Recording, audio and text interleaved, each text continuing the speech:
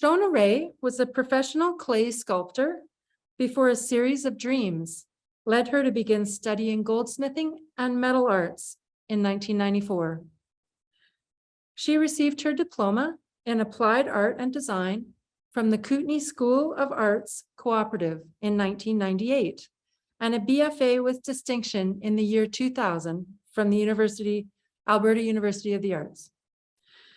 Rae has won numerous national and international awards, government grants, and attention for her sculptural art in Europe and North America. She has received the Steel Trophy Award for the 70th anniversary Canadian Metal Arts Guild exhibition, the Award of Excellence from the Alberta Craft Council, and an Alumni Legacy Award from ACAD. Rae is a member of the Alberta Craft Council, the Burns Visual Arts Society, where she had her studio for 10 years, SOCAN, Society of Composers, Authors, and Music Publishers of Canada, and the Canadian Metal Arts Guild. Along with her professional studio practice, she is the lead singer and songwriter for Shona Rae and the Bonafides, an original swamp rock band.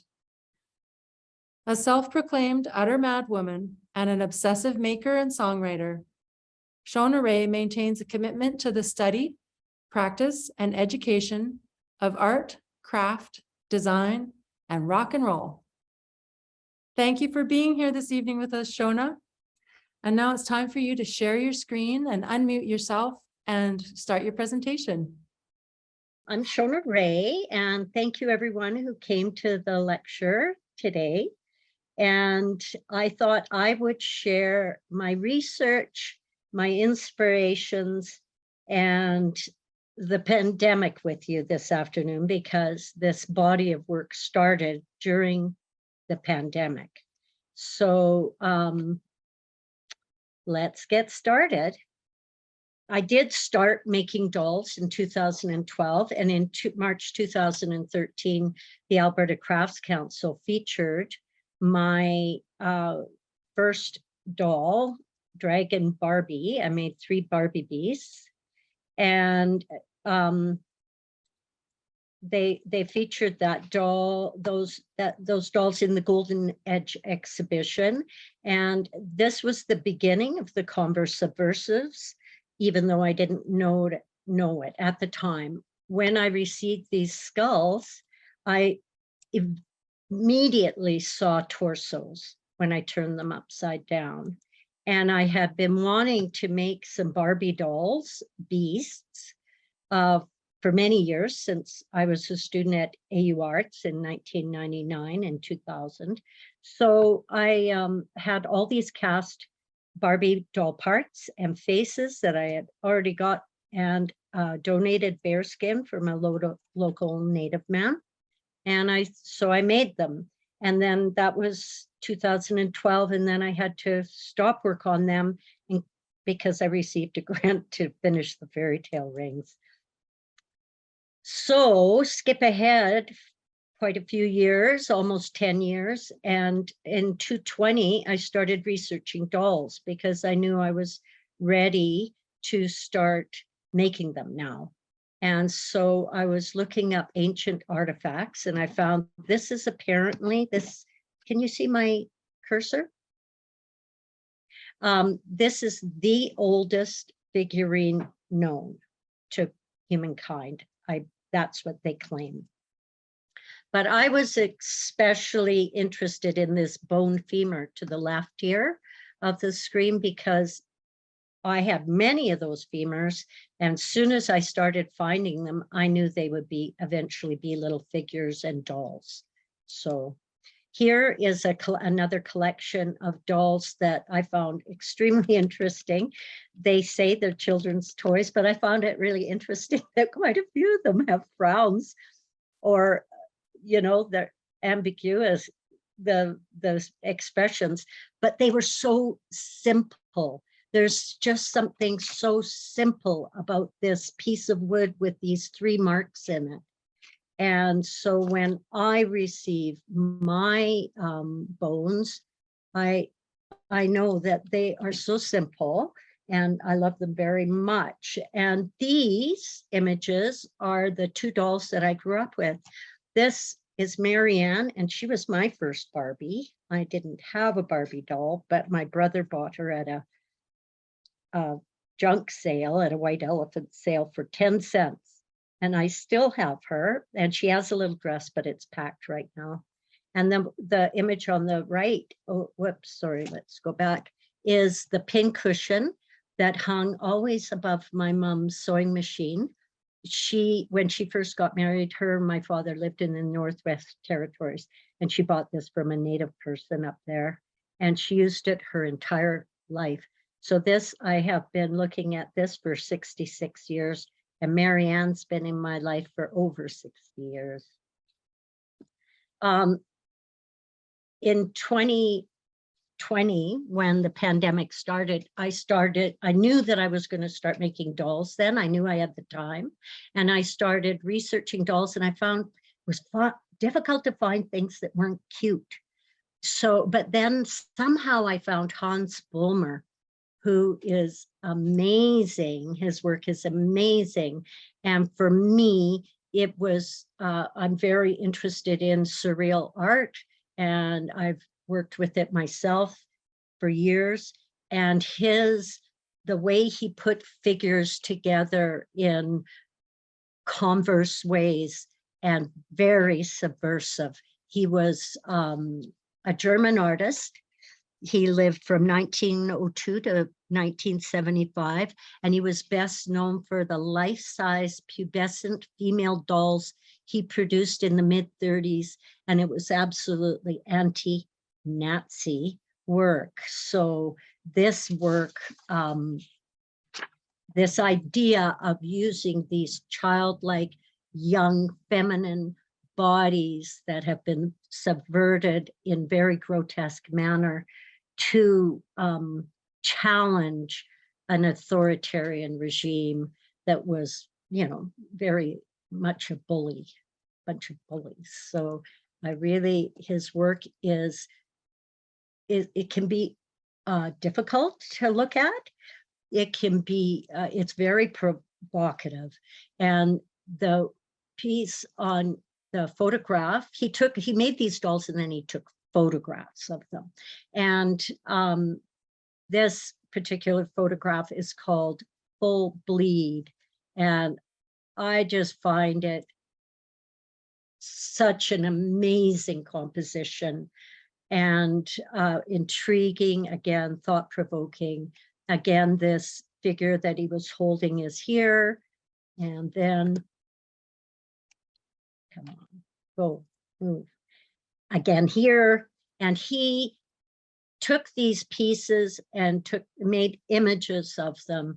And this particular piece, this image was very, reminded me of Baba Yaga, of femininity, of the mystery of the dark forest, of the strange. It's erotic, it's strange, it's grotesque.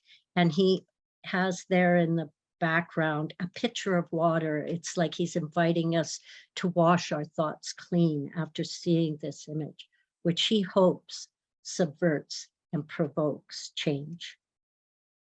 So that's Hans Bulmer. And then I included this image of him. These little dolls were called Poupée, which is German for doll. And this feeds into my next inspiration, Greers Larson. And come on, there she is. She could have been the woman posing with that doll. And Greers Larson, I am so sure she loved Hans and was inspired by him as well. She made full-size dolls. She was an American artist, very short life, 1958 to 1996.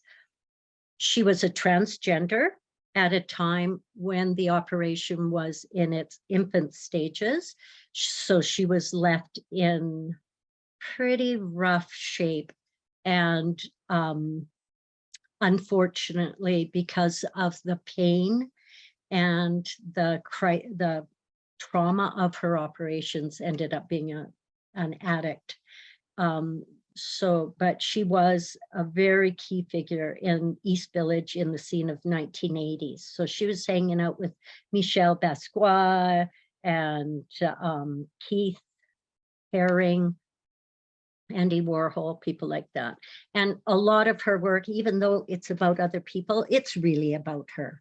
It's self-portraits. And this is part of an installation she did called It's All About Me, Not You. And that you can see that installation in the Mattress Factory.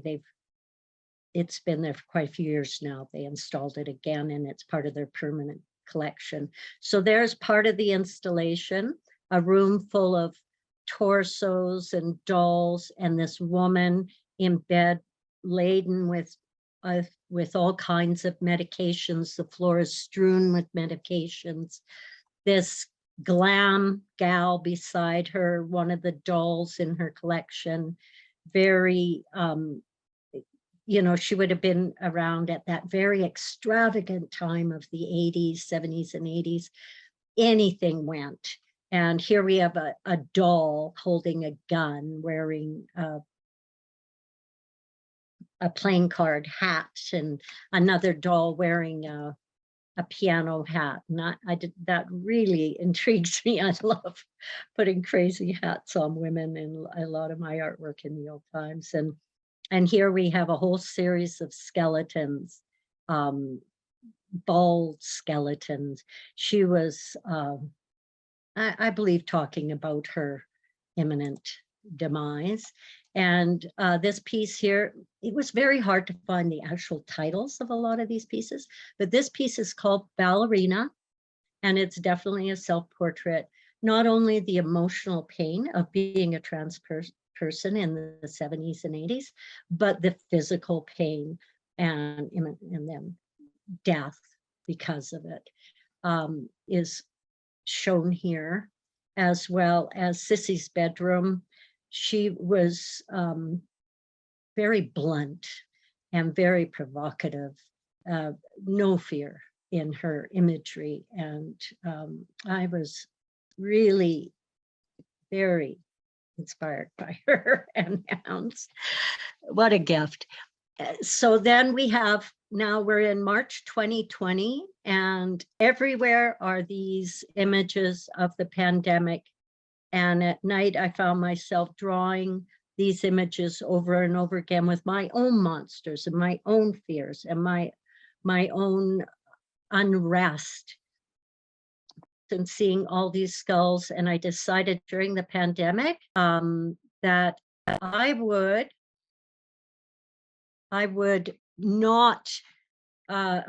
use these skulls or lose them.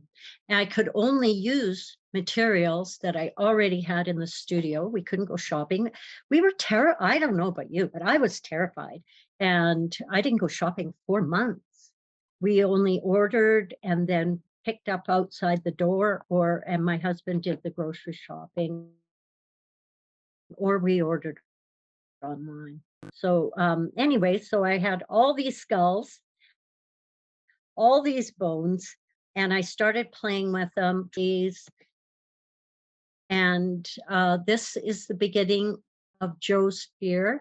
I already knew that I was going to make this piece. It was from a call from the Alberta Crafts Council to use something from our museums, to be inspired by a piece that was in a museum collection or art collection in Alberta. And I was inspired by Joe Fafard's series of prints called Noah's Fear. And it was a series of images of wild animals walking along a pathway, but all their shadows were cows. And I felt like it was showing that we are homogenizing our animals and letting the wildlife die in favor of domesticated animals. So here I had already started carving Rosie, the cross-dressing zombie steer, before the the pandemic, and I knew I was going to create a corset for him out of this steer skull. And of course, steer is a male animal, but Rosie is a female name. And when my assistant said, "Oh, that can't be," I said, "Well, he identifies as female." And I've been working with him for quite a while now, and I really quite like him. And I love the wild rose. So that's a big, I've really fallen in love with the wild rose in Alberta. So that's the beginning of Rosie. And I didn't have any beginning shots of this piece, Venus, but I started Venus, Rosie, and Joe at the very beginning together. And she was the only one I actually ended up using one of the femurs to make a head with. So I put her together with wool. Whoops. And she's in a private collection now. Thanks, Sonia. And then I showed these pieces, these simple pieces again, because I wanted to show how I was inspired by that simplicity when dealing with this next body of work. This moose antler came to me, 12, 15 years ago, and I set it in my studio knowing that it would be a dancing figure. When I made it, when I learned how to needle felt, I was able to actually create the figure that I wanted. And then I had a dream one night that all the fairy tales that I know it was all men. Sleeping Beauty was a man, Cinderella was a man. And I thought, oh, that's so weird. What's going on? What is my dream trying to tell me? I had coffee. A day or so later, I was looking at the piece and it caught the corner of my eye, and I saw that I had created an Adam's apple in this piece, and this was actually a man dancer. And of course, he's so now I call him Moose Man Dancer. So that's just one way where my dreams allow me to come to fruition on some of my work. These are just simple studies, compositions using the simplest materials: wool, a little wire to wire everything together, and the antlers themselves create the composition.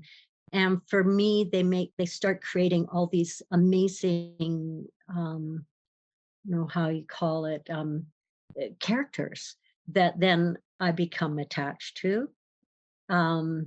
So that's that's Starfisher and Elk Angel. And then this one I just finished recently for this exhibition in Alberta, in Edmonton. And as soon as I picked that bone up, I knew it was a figure. I saw the dance. I saw the falling wool or string or whatever it was going to be. And it came together very quickly, and I'm calling it the Guardian. And she has a mate, the Gray Guardian, and they are up at the Craft Council, and I feel like they're watching over my flock. This is duplicity. The whole idea behind this piece, when I received this set of antlers, I received them about 8 or 9 in a lot from my good friend Devin Clark's father, who was a hunter in Salmo. And I knew as soon as I got them that they would be creatures crawling across the floor. And in my mind, I imagined them crawling across ceilings and floors in a gallery setting. So then we'll see how many I can get made, but I've got a few on the go. Here's Duplicity, the first one. And during the epidemic, my little dog and I would walk the alleys in our neighborhood. And as I walked down all these crazy alleys, I found bits of metal. Like the alleys in my neighborhood in Ramsey are very clean now. There's no garbage there. And so here we have it. One, doesn't matter which way you look at this piece, there's a face, a tongue, and a tail staring at you. And this is just another sample of the simplicity. This is the first piece I needle felted. It was a skull that somebody brought me out of a swamp in the north of Edmonton. And I just put the wool in and started poking away. And it just came, composed itself. The next day I added antlers and redid the head. And it's in a private collection now, thank you. And but that oxide, I scrubbed it with steel wool. That is the color from the swamp. And the simplicity, the beauty, the elegance of the bone. I just hope that I don't want to overdo it. I don't want to overcome it. I want to add. I want to be part of the conversation. So now we have Hans Vollmer's Shin, what's the name of that piece again? The Shin Gallery. That's what that is called. And I just wanted to show you how this work spoke up in this next body part of Converse Subversives. This is Baba Yaga's doll hut. And Baba Yaga is a tale of an old woman who lives in the woods, and sometimes she helps you and sometimes she eats you. It just depends. Baba Yaga is one of those mysteries that can't really totally be understood. She is like almost above gods. That's how she's considered in folklore myth. And she's like the fire in the New Testament based upon the glory of God, because he would burn to a cinder, because some mysteries cannot be spoken of. We need mystery. We need to have mystery so we can develop faith. These are important parts of our human condition. So Baba Yaga is one of those, but she's also part of a whole universal body of fairy tales about women who are cannibals, because old women are the first to be dismissed and abandoned by their cultures. So they have to use their wit and intelligence to trick people into their traps so they can kill them and eat them for sustenance. So I felt like this was so important. Well, I've always thought Hansel and Gretel and Baba Yaga were very important tales, but especially during the pandemic when we lost so many old people unnecessarily, and how they were, like in Italy, those images of those people being abandoned by people. And of course, like, no judgment there. Kids were crazy, but they were just left behind to die or do as they could, So she was a big part of the pandemic work. Also, this piece was one of the pieces that I made for my grant that I received in 2021 in the fall to film the making of a series of fairy tale pieces. And they're on my YouTube channel, and we'll talk about that later. This is Joe Sphere. I talked about those prints and how I was inspired. And this is how he ended up coming up together. I carved and carved and carved. I had weeks and weeks to work on him because everything was shut down. And I have to say, it was a lot of work, but it was a lot of fun. And on this torso, you'll see I've carved the wild animals and their antlers inside COVID stylized little circles. And along his neck, you'll see the Hans Belmer kind of influence there. Like, what is that? Is that a belly inside that COVID circle? Is that an eye? What is it? What is inside that COVID virus? I hope it leaves people wondering. During COVID, my mom died at the beginning, and after 70 years, 9 months later, my dad said, "Done, I ditch." He confided to me when I was quite young that he believed in aliens, even though it was against his religion. And he was a great outdoorsman, hunter and fisher. And he said that he saw alien activity when he was up in the mountains, especially when he was young. So I called this doll Dad's alien doll, but it also spoke to his sense of alienation during COVID, because I used to go visit him every 6 to 10 weeks. And my other siblings did as well, but very few of us could go there during COVID. So he was left alone, and he had friends and caregivers, but it's not the same. And he was, he was our best friend. He was a great guy. So this is my little mini me I made fit inside him. And I used the part that I cut out of his chest here and made this little bone mini me to fit inside with its little drooping sad antlers. So sad, because we miss him a lot. And this is another piece that inspired again by the surreal movement.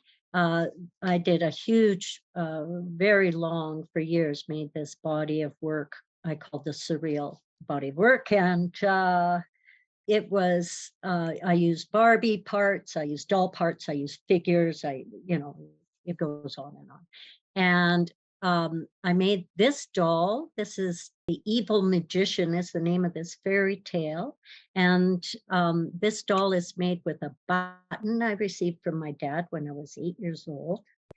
And this button came out of my grandmother's sewing box, and I got that after she passed away when I was 16. This needle is from my mom's sewing supplies, and the thread is from Cindy Lee's aunt's leftover sewing supplies. It's brass thread.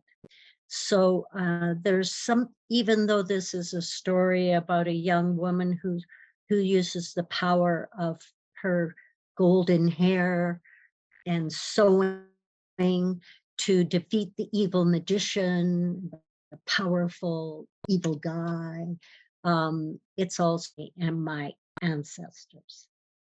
So that's Evil Magician. And it has one more side to it. Underneath her, you can barely see it there, the little eye of the magician. And when this is his tongue, and when it's flipped, these become his horns. But I didn't show that side. Anyways, we have Greer here again with her self-portrait, speaking directly about the opioid crisis. This is the red shoes, the first piece I did for the CADA grant, the Calgary Arts Development Association grant. And I filmed, and I learned how to film, and I filmed, and I put this piece together for that grant. But it is speaking directly to the opioid crisis. The red shoes is a story of obsession and addiction.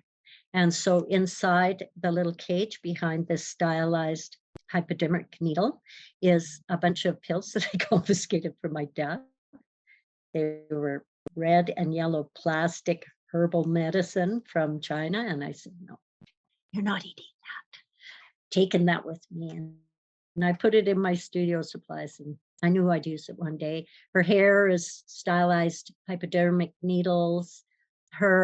The Three of Swords for sorrow in the tarot is her eye, but it's hypodermic needles instead of swords.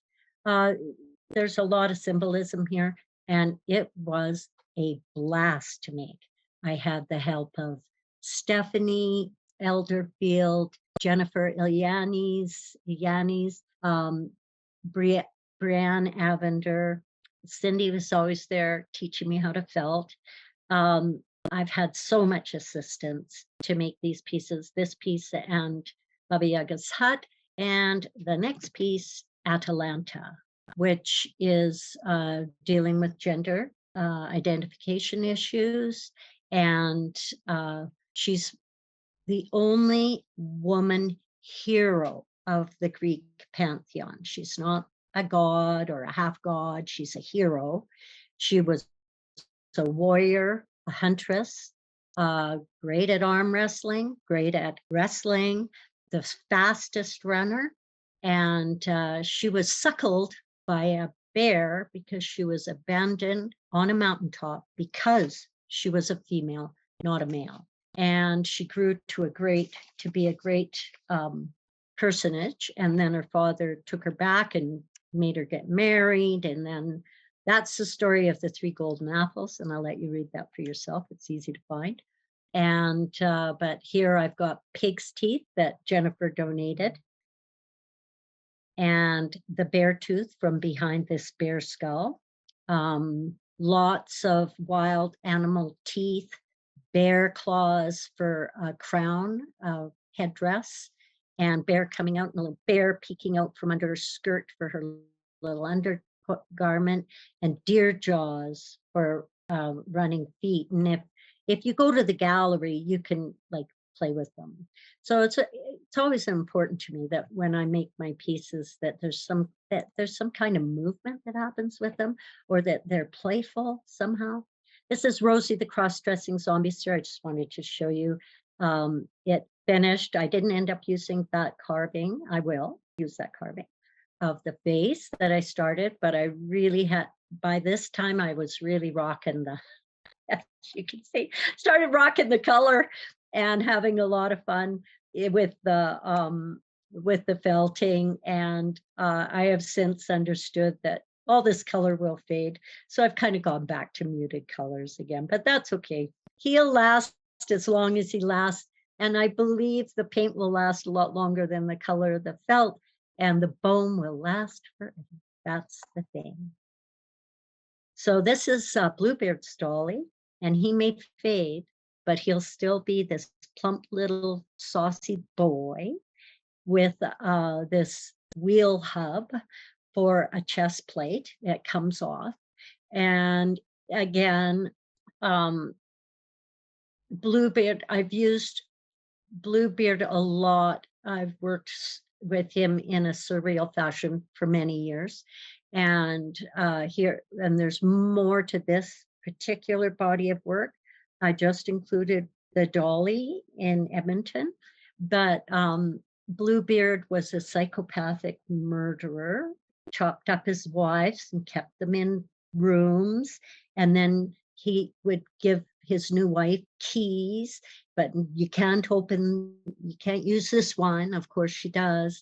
So the whole idea of the key, the magic, the eroticism and the mystery in the keyhole, and the idea that this door might be the new one. This door might hold the big secret. And for me, that's what Bluebeard is mostly about. I started working with Bluebeard after I graduated from 5 years of art school and had no idea how I could make a living as a metal worker, having been making a living for decades as a ceramic sculptor. So I was very frightened, and I started working with Bluebeard because of some dreams, and it all became quite clear to me. I think we've done okay. This is just some of the pieces I made with tools. Bluebeard dolly is made with an old wheel hub. This swamp bird goddess is made from the jaws of the original swamp stag, and a hoe that we found in our garage. We figure it's about 80 to 100 years old, that hoe, and it was a specific and handmade. And I turned it into a beak. Again, I included these because of the Alberta call. I started making these during the Alberta call. This is rusty hammerbeak bird I cut this big heart out of him, and then I placed this really nasty, rusty grate in there, and his eyes. It's good to be vulnerable, but watch it. Watch yourself. Be respectful of yourself and protect yourself. That's kind of what that pieces about. This is my Phoenix, the steamer trunk Phoenix. A dear friend of mine died during the pandemic in 2021.